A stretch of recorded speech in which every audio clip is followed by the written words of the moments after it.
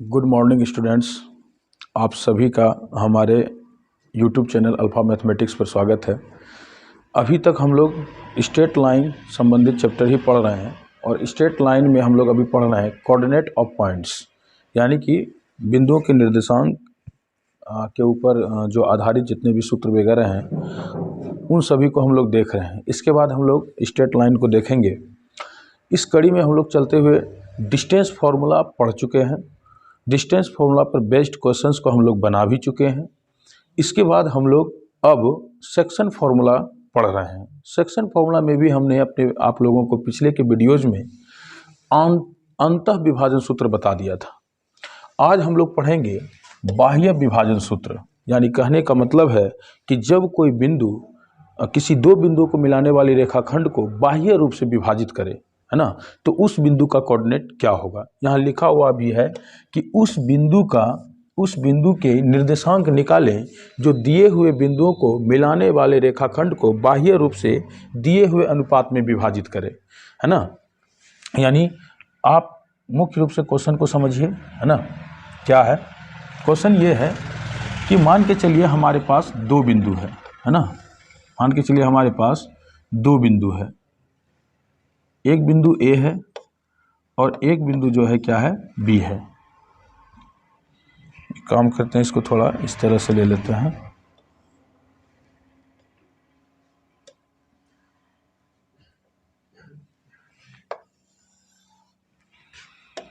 चलिए इसको इस तरह से ले लेते हैं कि हमारे पास दो बिंदु है।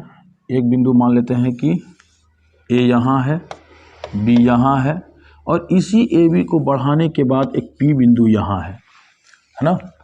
ये पी बिंदु क्या करता है, ये दोनों बिंदुओं को एक दिए हुए अनुपात में विभाजित करता है। दिए हुए अनुपात का मतलब है, मान लीजिए कि ए पी जो दिया है वो दिया हुआ है आपका एम। कितना दिया हुआ है? एम। और ये जो बी पी है आपका, ये दिया हुआ है मान लीजिए एन। कितना दिया हुआ है? एन। और मान लीजिए कि ए बिंदु का जो कोऑर्डिनेट है वह है हमारा x1 y1 और जो बी बिंदु है इसका कोऑर्डिनेट है हमारा x2 y2, है ना। अब चूंकि हम ये पी बिंदु को देखें तो ये पी बिंदु ए बी के अंदर मौजूद नहीं है, ए बी के बाहर मौजूद है। इसीलिए हम यहाँ पर कहेंगे कि पी बिंदु रेखाखंड ए बी को बाह्य रूप से विभाजित कर रही है। तो इस बिंदु पी का जो कोऑर्डिनेट है वह कितना होगा, बिंदु पी का जो कोऑर्डिनेट है वह कितना होगा, यही हमको निकालना है। तो मान लीजिए कि ये जो पी बिंदु है इसका कोऑर्डिनेट है यहाँ पर एक्स वाई। कितना है? X y. तो यहाँ पर हम लोग को क्या करना है, इसी एक्स और वाई की वैल्यू निकालनी है। एक्स और वाई की जो वैल्यू होगा वही पी बिंदु का क्या होगा, निर्देशांक होगा, है ना। तो आइए हम लोग देखते हैं कि किस तरीके से बिंदु पी का हम लोग कोऑर्डिनेट निकालते हैं। वैसे हम चाहते तो केवल आप सूत्र लिख देते, यहाँ पर आप उस सूत्र को याद कर लेते और उस पर आधारित क्वेश्चंस को बना सकते थे, कोई दिक्कत नहीं है। लेकिन हम चाहते हैं कि ये सूत्र आता किस प्रकार से, यानी किस प्रकार से इसको सिद्ध किया जा सकता है, इस चीज़ को भी आप लोग अच्छी तरह से जानिए ताकि किसी भी प्रकार का दिक्कत आपके दिमाग में ना रहे। आइए तो सबसे पहले हमको कोऑर्डिनेट ज्योमेट्री के ऊपर आना पड़ेगा। ले लेंगे हम सारा चीज़, ध्यान से देखिए। यहां पर हमारा ए से एक लंब यहां पर हम डाल देंगे, दूसरा एक बी से हम लंब डाल देंगे ओ एक्स पर और एक तीसरा पी से लंब डाल देंगे ओ एक्स पर। मान लीजिए कि ये लंब है हमारा क्यू, ये है आर, ये है एस। इसके बाद बिंदु ए से यहां पर एक लंब हमने यहां पर डाल दिया, मान लीजिए कि इसको हम मान लेते हैं सी। यहाँ से एक लंब हमने यहाँ डाल दिया, मान लेते हैं इसको D और यहाँ पर मान लेते हैं इसको कितना E, है ना।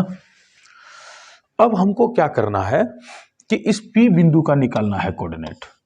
तो हमको यहाँ क्या करना होगा, दो त्रिभुज पर चलना होगा। अगर आप गौर से देखेंगे तो यहाँ कई त्रिभुज बन रहा है। एक त्रिभुज ABE बन रहा है, एक त्रिभुज BPD बन रहा है, एक त्रिभुज APC बन रहा है। तो हमको चलना है त्रिभुज APC में। ध्यान से देखिए, हमको चलना है कहाँ, त्रिभुज APC में। ध्यान से देखिएगा, त्रिभुज APC, ये है हमारा त्रिभुज APC।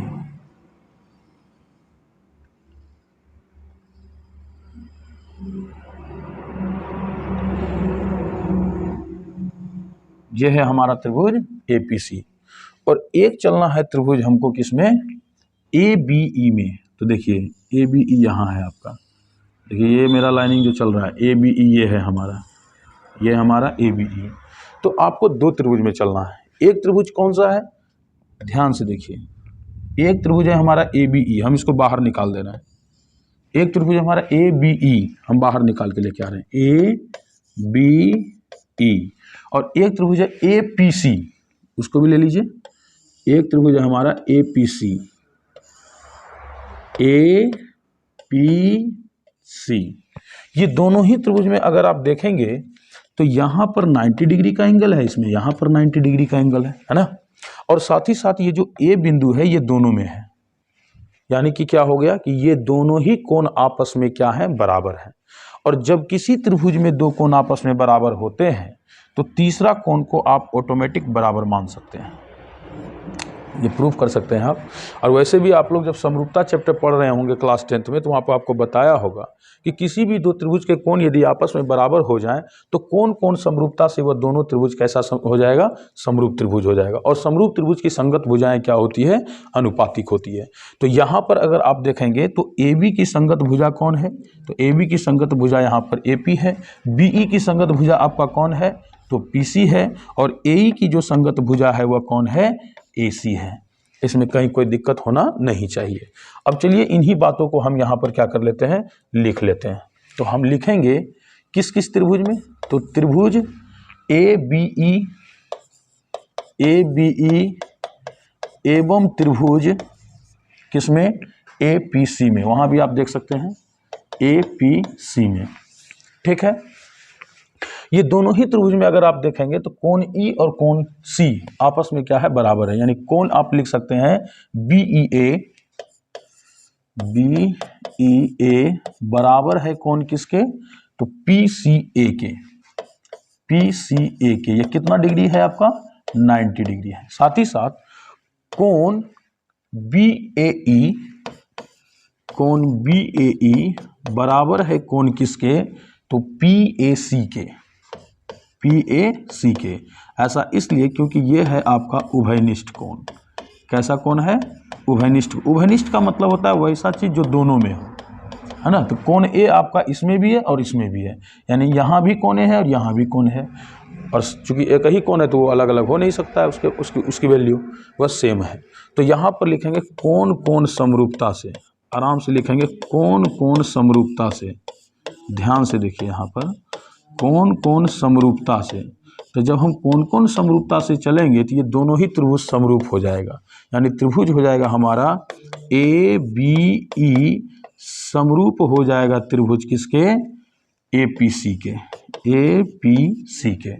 और जब दोनों ही त्रिभुज समरूप हो जाएगा तो इनकी संगत भुजाएं क्या हो जाएगी, अनुपातिक। यानी आप लिख सकते हैं AC बटा AE, देखिए ना, AC यानी AC बटा AE बराबर आप लिख सकते हैं क्या, बराबर आप लिख सकते हैं AB बटा AP।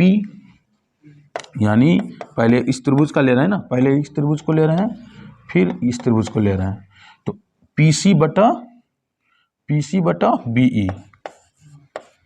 साथ ही साथ हो जाएगा हमारा यहाँ पर AP बटा हो जाएगा हमारा क्या, AB। अब थोड़ा ध्यान से देखिए, ये जो AP है ना, इस AP का मान यहाँ देखिए ध्यान से, ये जो AP है हमारा, ध्यान से देखिए, यही ना है हमारा AP। ये जो हमारा AP है ये पूरे की वैल्यू कितना दिया हुआ है, पूरे की वैल्यू दिया है M। और साथ ही साथ जो हमारा यहाँ पर AB है, AB यहाँ से यहाँ तक देखिए AB, इसका मान हमको चाहिए। तो AB का मान निकलेगा कैसे, तो ध्यान से देखिए, आपको BP का मान कितना दिया हुआ है। अगर आप यहाँ से BP का मान ये देख लेंगे, ये BP का मान, तो ये है आपका कितना N, और ये पूरे है आपका कितना, यहाँ से यहाँ तक है M। तो पूरे की वैल्यू में, यानी कि अगर आप क्या करेंगे, ध्यान से देखिए, अगर आप क्या करेंगे, ये पूरे जो मान आपका यहाँ से यहाँ तक दिया हुआ ये M, उसमें से आप घटा देंगे किसको, यहाँ से यहाँ तक का मान N को, तो बचेगा क्या, M - N, जो किसकी वैल्यू हो जाएगी, ए बी की वैल्यू हो जाएगी, यानी ए बी की वैल्यू आपका कितना है m माइनस एन। यानी आप यहाँ पर लिख सकते हैं, क्या लिख सकते हैं, ए सी बटा ए ई बराबर ए पी बटा बी ई बराबर m बटा m माइनस n। ये कर लीजिए आप अपना इक्वेशन फर्स्ट। अब आप इसी इक्वेशन फर्स्ट की सहायता से x और y का आराम से वैल्यू निकाल सकते हैं। तो चलिए हम लोग निकालेंगे। पहले निकालेंगे हम ए सी बटा ए ई का मान। आप स्क्रीनशॉट करना चाहते हैं तो कर लीजिए, अन्यथा हम इसको मिटा देंगे। देखिए ध्यान से, हम क्या करने वाले हैं, हम करने क्या वाले हैं, यहां से इसको मिटा रहे हैं।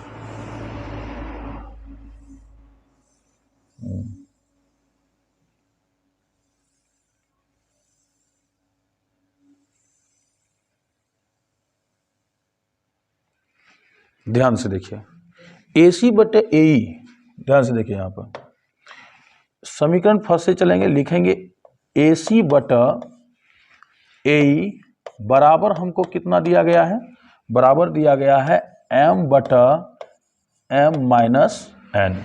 अब चलिए हम सबसे पहले ए सी का मान निकाल लेते हैं। तो ए सी का मान पूरा ये है हमारा ए सी। ये ए सी बराबर किसके है, देखिए अगर हमको इसकी मान चाहिए ना तो हमको यहाँ आना होगा। ये ए सी बराबर किसके है, तो बराबर है किसके, क्यू एस के। किसके बराबर है, क्यू एस के। तो यहाँ पर अगर हम देखें तो जो हमारा ए सी है ना, ये जो हमारा ए सी है ये बराबर किसके है, क्यू एस के। तो ए सी बराबर हम क्या लिख सकते हैं यहाँ पर, क्यू एस। अब आइए हम इस क्यू एस की मान को निकालते हैं। अगर इस क्यू एस की मान को हम निकालेंगे तो आपको आना होगा मूल बिंदु से, क्योंकि यहाँ पर सबका कोऑर्डिनेट लिखा हुआ है।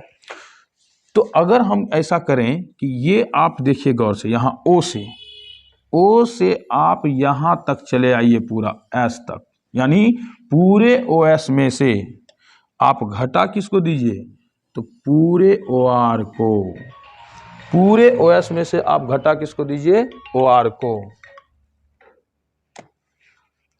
पूरे ओ एस में से घटा दीजिए, पूरे ओ एस में से घटा दीजिए किसको, सॉरी ध्यान से देखिए, पूरे ओ एस में से घटाइए किसको, पूरे ओ एस में से, ध्यान से देखिएगा, पूरे ओ एस में से, यहाँ थोड़ा मिस कर रहे थे हम, पूरे ओ एस में से आप घटा दीजिए किसको, तो यहाँ पर घटा दीजिए आप ओ क्यू को, यानी पूरे ओ एस में से ओ क्यू को आपको क्या कर देना है, घटा देना है। तो पूरे ओ एस में से जब आप घटा देंगे, पूरे ओ एस में से घटा देंगे किसको, ओ क्यू को, तो मान किसका निकल आएगा, ए सी का। अब यहाँ से देखिए, आप कहेंगे सर ओ एस की वैल्यू कितनी है, तो चूंकि देखिए ये हॉरिजेंटल लाइन है और हॉरिजेंटल लाइन एक्स एक्सिस को दिखाता है, तो ओ एस की मान अगर आपको चाहिए तो ओ एस आपका यहाँ से यहाँ तक है। इसके ठीक ऊपर जाइए, आपको देखिए कोऑर्डिनेट यहाँ दिखाई देगा किसका, पी बिंदु का, जो कि मान कितना है, एक्स है, यानी ओ एस की वैल्यू है यहाँ पर एक्स माइनस ओ क्यू। तो जब ओ क्यू का मान आपको चाहिए तो यहाँ आइए ओ क्यू के पास, यहाँ से जस्ट ऊपर जाइए, देखिए यहाँ पर ए मिलेगा और ए का जो एक्स कोऑर्डिनेट है वो कितना दिया है, x1, कितना दिया हुआ है, x1। तो जो हमारा मान हो गया ए सी का वो निकला है x माइनस x1। यहाँ पर आप लिख सकते हैं ए सी के जगह पर x माइनस x1 बटा, अब आपको वैल्यू चाहिए ए ई का। ध्यान से देखिए, जो ए ई है ना वो हमारा यहाँ है, ध्यान से देखिए, जो हमारा ए ई है ना वो हमारा यहाँ है, और ये ए ई बराबर किसके है, तो अगर आप गौर से देखिएगा तो ये जो ए ई है ये बराबर है किसके, तो बराबर है हमारा क्यू आर के। ये ए ई, ये जो ए ई है ना, ये ई बराबर किसके है, क्यू आर के। तो हम आराम से यहाँ पर लिख सकते हैं, अच्छा रखें, यहाँ पर देखिए ये जो वैल्यू हमारा देख रहे हैं ए ई, ये बराबर किसके है, क्यू आर के। तो यहाँ पर आप लिख सकते हैं, यहाँ पर आप लिख सकते हैं कितना, तो लिख सकते हैं ए ई बराबर कितना, क्यू आर। अब ये क्यू आर की मान हमको चाहिए, क्यू आर का मान, इतना सा का मान चाहिए। तो आपको पता है कोऑर्डिनेट पकड़े रहिए, मिल जाएगा वैल्यू आपको। तो यहाँ से जब आप ऊपर की ओर चलेंगे, यहाँ पर, यहाँ से ऊपर आएंगे, देखिए पहले क्यू आर का मान निकालने के लिए तो हम एक बात आपको बताना भूल गए कि इसका मान अगर चाहिए तो हमको पूरे ओ आर की वैल्यू में से, किसकी वैल्यू में से, ओ आर की वैल्यू में से घटाना किसको होगा, तो ओ क्यू को, किसको घटाना होगा, ओ क्यू को। अब दोनों का कोऑर्डिनेट देख लिए, ओ आर में देखिएगा सबसे ऊपर जा करके, यहाँ पर अगर आप यहाँ से देखेंगे ऊपर चल करके, यहाँ से देखिए इसे ऊपर चलते जाइए, यहाँ से ऊपर जाकर देखेंगे तो यहाँ मिलेगा बी, जिसमें एक्स का कोऑर्डिनेट कितना दिया हुआ है, आपका x2, कितना दिया हुआ है, x2। और वहीं पर ओ क्यू का देखेंगे तो यहाँ दिया हुआ है आपका कितना, x। तो जो ए का मान है ना वो आपका हो जाएगा कितना, x2 माइनस x। तो यहां पर हमारा हो कितना जाएगा, ध्यान से देखिए, x2 माइनस x, तो यहां लिख लेते हैं हम x2 माइनस x बराबर कितना हो जाएगा, m by m minus n। अब आराम से हम क्या करेंगे, इसको क्रॉस मल्टीप्लाई कर देंगे। तो देखिए जब क्रॉस मल्टीप्लाई करेंगे तो पहले m से गुना कर लेते हैं, m से गुना करेंगे, m गुना x तो कितना आ जाएगा हमारा, mx, फिर माइनस m से गुना करेंगे x1 में तो कितना हो जाएगा, mx1। अब माइनस n से गुना करते हैं x में तो क्या हो जाएगा हमारा, माइनस nx। साथ ही साथ फिर हम n से गुना करेंगे x1 में तो कितना हो जाएगा, माइनस x1 बराबर, अब ये इधर गुना होगा। तो ध्यान दीजिए थोड़ा सा यहाँ जगह नहीं है, तो क्या कीजिए कि आप इसको थोड़ा सा नोट कर लीजिए, स्क्रीनशॉट कर लीजिए, हम इसको हटा देंगे यहाँ से, थोड़ा सा स्क्रीनशॉट इसका कर लीजिए, हम इसको हटा देंगे यहाँ से। उम्मीद है स्क्रीनशॉट कर लिए होंगे, हम इसको यहाँ से हटा रहे हैं। तो ध्यान से देखिए, इसको हम यहाँ से मिटा दे रहे हैं।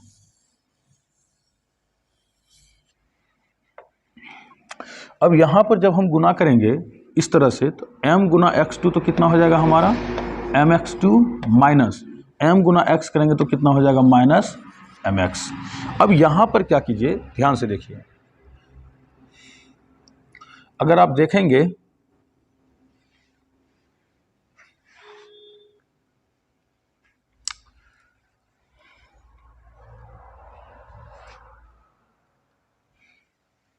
ये mx को उस पार लेकर चले जाएं तो क्या हो जाएगा हमारा, हो जाएगा mx माइनस mx1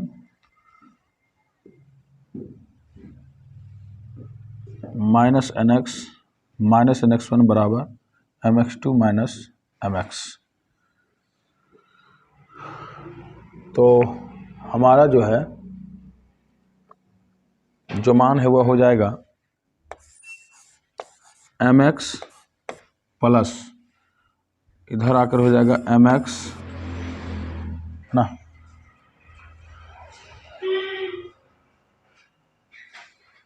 ध्यान से देखिए, अगर हम यहाँ गुना कर देंगे तो हो जाएगा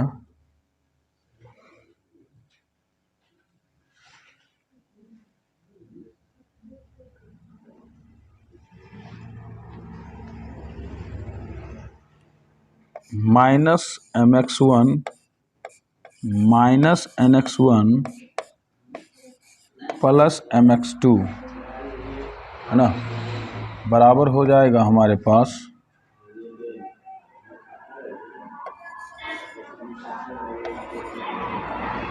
माइनस mx प्लस nx, और इसको इस पार लेकर आएंगे तो क्या हो जाएगा, माइनस mx।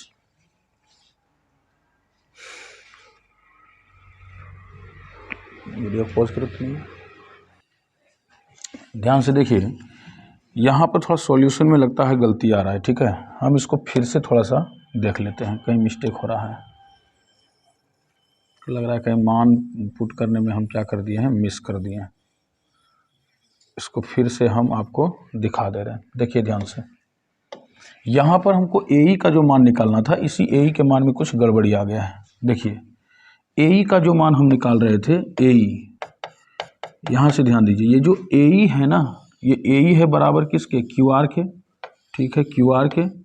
इसके बाद यहाँ ध्यान दीजिए, ये जो क्यू आर है ना, ये पूरे ओ आर में से घटाएंगे किसको, पूरे ओ आर में से घटाएंगे किसको, ओ क्यू को।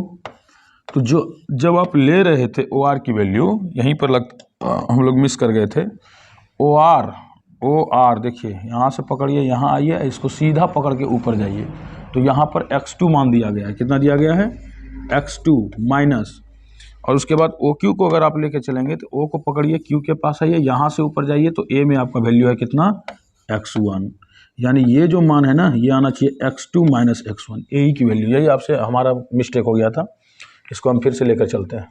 तो देखिए AC का जो मान है वह पहले से यहाँ प्राप्त है हमको x माइनस x1 बटा जो AE की वैल्यू है ना वो कितना है, x2 minus x1, x2 minus x1 बराबर है किसके, m by m minus n के। चलिए मिस्टेक हो जाता है कभी कभी।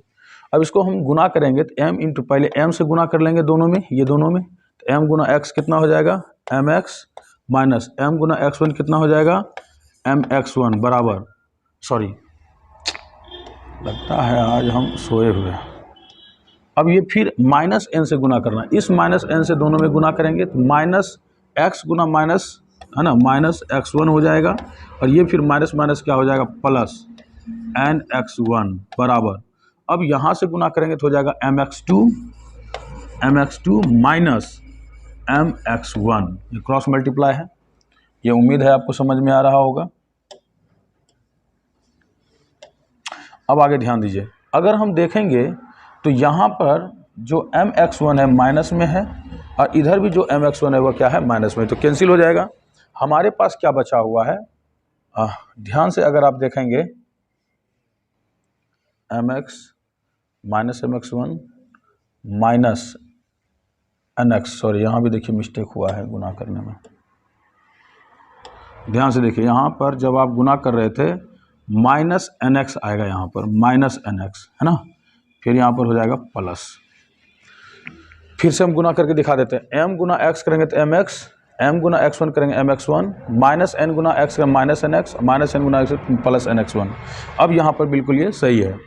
अब आपको क्या करना है, जो nx और mx है इसको इधर ही छोड़ देना है, mx माइनस nx बराबर, ये जो हमारा है nx1 इसको उस पार लेके चल जाएंगे तो हमारे पास क्या बचेगा, mx2 पहले से है माइनस, इसको उस पार लेके जाएंगे, ये प्लस में है, किस में कन्वर्ट हो जाएगा, माइनस में, तो माइनस nx, इसको हमने इस पार भेज दिया है, तो ये दोनों से x कॉमन हो जाएगा, तो हमारे पास बचेगा m minus n into x बराबर, इधर हो जाएगा mx2 माइनस nx1, है ना।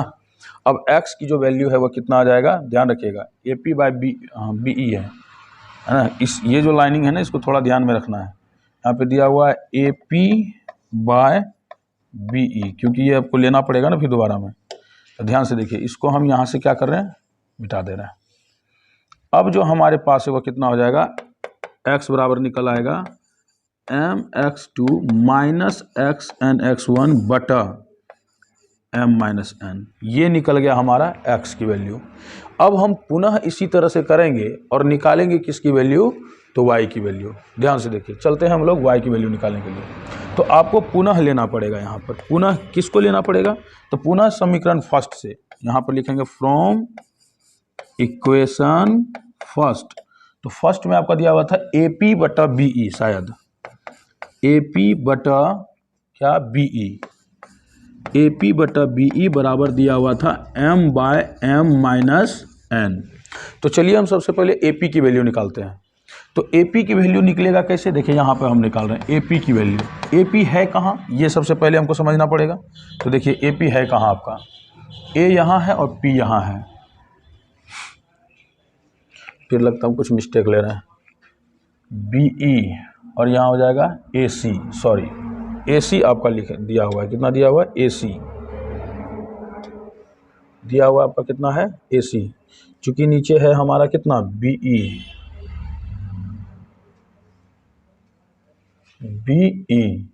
तो इसका जो हो जाएगा वो क्या हो जाएगा, PC, सॉरी ये PC होगा आपका,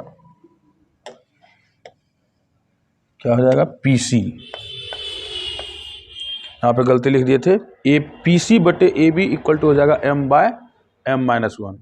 अब हम यहाँ पर लेकर चलेंगे PC की वैल्यू, तो PC हमारा यहाँ है, देखिए ध्यान से, ये हमारा ये हॉरिजॉन्टल लाइन है, तो इसको निकालने के लिए क्या करना होगा, पूरे PS में से CS को घटाना होगा, पूरे PS में से किसको घटाना होगा, CS को घटाना होगा। ध्यान दीजिए, AP नहीं, हमको जो वैल्यू निकालना है ना, हमको जो वैल्यू निकालना है, ध्यान से देखिएगा, हमको जो वैल्यू निकालना है ना, वो देखिए किसका निकालना है, ध्यान से देखिए, पीसी की वैल्यू निकालना है। तो आप लिखेंगे यहां पर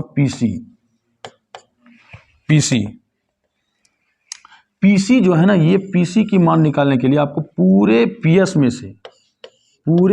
में से घटाना किसको है, सीएस को। ध्यान से देखते चलिए, और पूरे पीएस में से सीएस को घटाना है। तो पीएस को अगर आप देखेंगे यहां से, ये चूंकि हॉरिजॉन्टल लाइन है तो वाई एक्सिस को दिखाएगा, तो वैल्यू वाई है, और माइनस सीएस। अगर आप देखेंगे तो यहाँ पर ये आपका सीएस है, ये है आपका सीएस, लेकिन यहाँ पर सी का कोई कोऑर्डिनेट नहीं है, तो इसके ठीक सामने यहाँ आएंगे, है ना। यानी आप लिख सकते हैं जो सीएस है ना आपका, या सीएस, इसको बराबर लिख सकते हैं यहाँ पर क्या, ईआर बराबर लिख सकते हैं ए क्यू। चूंकि ई के पास भी कोई कोऑर्डिनेट नहीं है, इसलिए हम सीधे इसको लेकर ए के पास आएंगे। देखिए एक ही सीध में है तो ए के पास आएंगे। अब सबका वाई कोऑर्डिनेट हमेशा बराबर रहेगा, इसीलिए हम ए को लेकर के चलेंगे। यानी ये जो सीएस है वो बराबर है ए क्यू के, यानी हम लिख सकते हैं यहाँ ए क्यू। तो वाई माइनस हम ए क्यू का जो, इसमें देखिए ए का वाई कोऑर्डिनेट कितना है हमारा, y1 है, तो लिख सकते हैं y माइनस कितना, y1। यानी जो पीसी की वैल्यू है ना, वो हमारा कितना आ रहा है, y माइनस y1। वहीं पर आप देखिएगा बीई, तो चलिए बीई का मान भी यहीं पर निकाल लेते हैं, बीई। तो जो बीई का मान है, बीई आपका कहाँ है, ये है आपका बीई। तो पूरे बीई का मान निकालने के लिए बीआर में से, देखिए ये पूरे बीआर में से, ध्यान से देखिए, पूरे बीआर में से आपको किसको घटाना है। तो बहुत सिंपल सी बात है, आपको घटाना किसको है, तो आपको ईआर को घटा देना है, ईआर को घटा देना है। अब चूंकि यहां ध्यान से देखिए ई का कोई कोऑर्डिनेट नहीं है, इसलिए हम बराबर आएंगे यहां पर फिर ए क्यू के पास, यानी लिखेंगे B R minus E R किसके बराबर है, ए क्यू के, तो लिख देंगे यहां पर ए क्यू। अब यहां देखिए बी आर में देखिएगा तो यहां जाकर के इसका y कोऑर्डिनेट y2 है, तो y2 लिखेंगे, और माइनस ए क्यू का कितना है, y1 है, तो इसमें कितना लिख देंगे, y1।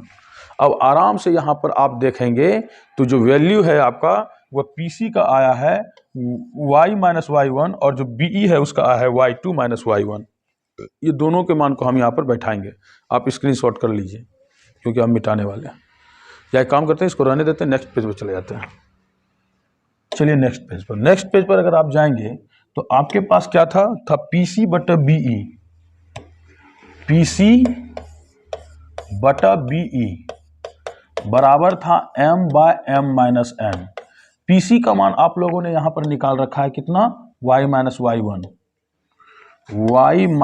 y1 बटा नीचे है y2 माइनस y1। देख लीजिए बीई का मान यही दिया हुआ है, y2 माइनस y1 बराबर हो जाएगा m by m minus n। अब हम क्या करते हैं, क्रॉस मल्टीप्लाई, तो पहले m से गुना कर देते दोनों में, तो क्या हो जाएगा my माइनस my1, फिर माइनस n से करेंगे तो माइनस ny प्लस ny1 बराबर हो जाएगा, m से गुना करेंगे तो my2 minus my1।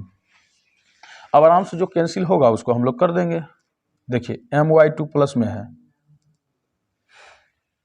Minus my1 cancel, हमारे पास क्या बच गया, my माइनस ny बराबर उधर लेकर चले जाए तो my2, और ये इधर अगर आता है तो माइनस में कन्वर्ट हो जाएगा, यानी माइनस ny1। यानी आराम से हम यहाँ से y कॉमन ले लेंगे, और y कॉमन लेने पर हमारे पास बचेगा n minus 1 my2 minus ny1। इसीलिए y बराबर हम यहाँ पर लिख सकते हैं कितना, तो आराम से लिख सकते हैं my2 माइनस ny1 बटा m माइनस n। ये है आपका y इक्वल टू फॉर्मूला, है ना, ये है आपका y इक्वल टू। ध्यान से देखिए, हमको निकालना था क्या, p का कोऑर्डिनेट, हमको निकालना था p का कोऑर्डिनेट, और p का कोऑर्डिनेट हम माने कितना थे, xy। निकालना था किसका कोऑर्डिनेट, p का कोऑर्डिनेट, इसको माने कितना थे हम लोग, xy। तो इसमें से जो x की वैल्यू है वो हमारा कितना प्राप्त हो गया है, तो x की वैल्यू को आप यहाँ पर देखिए हम लोग लेकर आए हैं mx2 माइनस nx1 बटे m माइनस 1, है ना। तो यहाँ पर लिख दीजिए x के जगह पर mx2 माइनस nx1 बटा m माइनस n, और वहीं पर अगर y की मान हम देखें तो यहाँ पर my2 माइनस ny1, यहाँ लिखेंगे my2 माइनस ny1 बटा m माइनस n। ये है हमारा p का कोऑर्डिनेट, यही हमारा फॉर्मूला बन गया। कौन सा फॉर्मूला? तो किसी दो बिंदुओं को मिलाने वाली रेखा को यदि कोई बिंदु बाह्य रूप से विभाजित करे तो उसका जो निर्देशांक है वो यही होता है ना। अब इस पर हम एक आध को सूत्र ले लेंगे, एक आध सवाल हम लोग ले लेते हैं, है ना। इसको बनाने में बीच में त्रुटियां आई है ना। सॉल्यूशन में कभी कभी ऐसा हो जाता है, ध्यान रखेंगे आप लोग, हम भी मानव हैं। अब यहाँ पर ध्यान दीजिए, एक और कंडीशन इसमें होता है। क्या कंडीशन है? इसमें नहीं, पहले वाले फॉर्मूला में। पहला वाला फॉर्मूला जो हम लोग पढ़े थे वो पढ़े थे कि यदि मान के चलिए कोई दो बिंदु है ए बी और इस बिंदु के बीच में कोई एक पी बिंदु है जो इस ए बी को क्या कर रहा है, एम और किस अनुपात में, एन के अनुपात में विभाजित कर रहा है, और ये दोनों का कोऑर्डिनेट होता था x1 y1 और x2 y2, यानी अंतः विभाजन सूत्र जो मैंने आप लोगों को पढ़ाया था। तो यहाँ पर p का कोऑर्डिनेट हमने आप लोगों को बताया था कि ये होता है mx2 प्लस nx1 बटा कितना, m प्लस n, और आगे बताया था my2 प्लस ny1 बटा m प्लस n। ध्यान से देखिए, कभी कभी अगर ऐसा हो जाए कि ये जो P बिंदु है ना वो एकदम से इसके बीच में आ जाए, है ना, एकदम से इसके कहाँ आ जाए, बीच में आ जाए। अगर ऐसा होता है तो इस कंडीशन में M और N आपस में क्या हो जाएंगे, बराबर हो जाएंगे। इस कंडीशन में M और N क्या हो जाएंगे, बराबर हो जाएंगे। यानी कि यदि AB रेखाखंड को मिलाने वाली रेखाखंड को कोई बिंदु P एकदम से उसके मध्य बिंदु हो जाए तो इस कंडीशन में जो सूत्र हो जाएगा वह क्या हो जाएगा, तो n के जगह पर आप कितना पुट कर देंगे, तो m को पुट कर देंगे, आराम से आपका जो सूत्र है वह निकल आएगा। क्या निकल आएगा, तो थोड़ा सा देख लीजिए सॉल्यूशन। देखिए यहाँ पर हो जाएगा mx2 प्लस n की जगह आप कितना रख देंगे, m, तो हो जाएगा mx1 बटा m प्लस यहाँ भी m हो जाएगा, और यहाँ हो जाएगा my2 प्लस my1 बटा यहाँ हो जाएगा m प्लस m। अब यहाँ से देखिए तो दोनों से m कॉमन है, यहाँ भी दोनों से m कॉमन है, यहाँ 2m हो जाएगा और यहाँ 2m हो जाएगा। यानी आप लिख सकते हैं m into x2 plus x1 बटा 2m, और इधर भी हो जाएगा m y2 प्लस y1 बटा क्या हो जाएगा, 2m। यहाँ से m कैंसिल हो जाएगा और जो आपके पास बचेगा वह बच जाएगा x2 प्लस x1 बाय 2 और y2 प्लस y1 बाय 2। यानी कि जब किसी रेखाखंड AB को मिलाने वाली, जब किसी दो बिंदुओं को मिलाने वाली रेखाखंड AB के बीच P एक ऐसा बिंदु हो जो इसको समद्विभाजित करता हो, यानी एकदम से मध्य बिंदु हो, तो इसका जो कोऑर्डिनेट है, यानी इसका जो कोऑर्डिनेट है P बिंदु का, वह कितना हो जाएगा, वह हो जाएगा x2 प्लस x1 बाय 2 और y2 प्लस y1 बाय 2। उम्मीद है आप चीज़ों को अच्छी तरह से समझ गए होंगे। नेक्स्ट के वीडियो में हम लोग इसी 3 फॉर्मूला पर कुछ सवाल को देखेंगे, है ना। इसके बाद हम लोग केंद्रक और इंसेंटर को देख लेंगे। इसके बाद हमारा जो सेक्शन फॉर्मूला है वह क्या हो जाएगा, समाप्त हो जाएगा। आज के क्लास में इतना ही, धन्यवाद।